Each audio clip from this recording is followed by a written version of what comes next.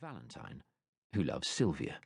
But their friendship deteriorates when Proteus gets Valentine outlawed in order to pursue Sylvia himself, much to the dismay of his page Sebastian, who is actually Julia in disguise, until, after much trouble, everyone ends up with their original beloved. The Merry Wives of Windsor.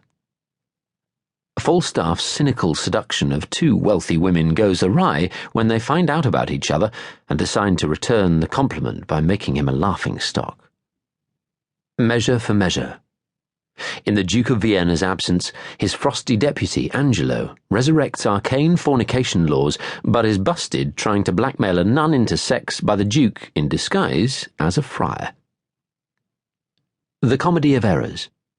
Separated in a shipwreck as babies, friends Antipholus and Dromio of Syracuse head to Ephesus to search for their twin brothers, the helpfully named Antipholus and Dromio of Ephesus, leading to much confusion for wives and friends until their parents appear and sort everything out.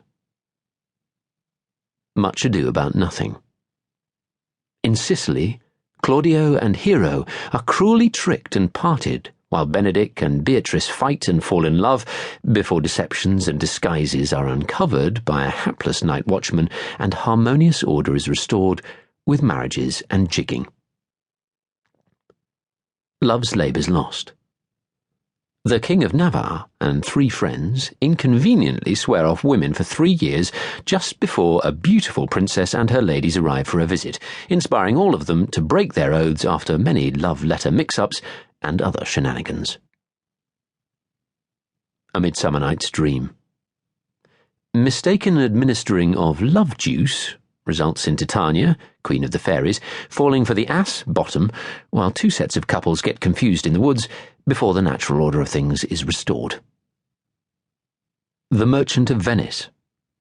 Antonio makes a risky deal, putting up a pound of flesh as collateral against a loan to fund his friend Bassanio's pursuit of Portia, and when the moneylender Shylock calls in his debt, Portia, dressed as a man, successfully fights Antonio's case in a court of law with an ingenious defence. As You Like It. The exile of brothers, dukes, fathers, daughters, cousins, and clowns to the benign bubble of the Forest of Arden leads to disguise, gender-bending, and finally, happy marriages for all. The Taming of the Shrew. Stroppy Caterina stands in the way of her more pliable sister Bianca's marriage, so Bianca's suitors persuade fortune hunter Petruchio to marry her and embark on a campaign of mental cruelty that tames her and leaves everyone content and happily married. All's well that ends well. Orphan Helena is determined to have her man Bertram, even if he doesn't want her, and tricks him into impregnating her by pretending to be Diana, who he does fancy, a tactic that makes him appreciate Helena and vow to be a good husband to her. Twelfth Night, or What You Will. Twins, Viola and Sebastian, lose each other after a shipwreck, and, believing each other to be dead, become the servants of amorous Illyrian nobles. But, after much disguise-inspired confusion and a yellow stocking-themed subplot, they are finally reunited. The Winter's Tale. King Leontes' jealous madness leads to the demise of his children and the death by grief of his wife. But, happily, many years later, it is revealed that his wife and daughter are actually both alive and all are reconciled. Pericles. Pericles competes for a wife and then loses her and his newborn daughter in a shipwreck before, many years later, reuniting with them after his wife has become a priestess and his daughter, Marina, a virginal prostitute. The Two Noble Kinsmen. Friends, Palamon and Arcite, fall out over their love for Amelia, but an unbiddable horse means Palamon eventually gets the girl.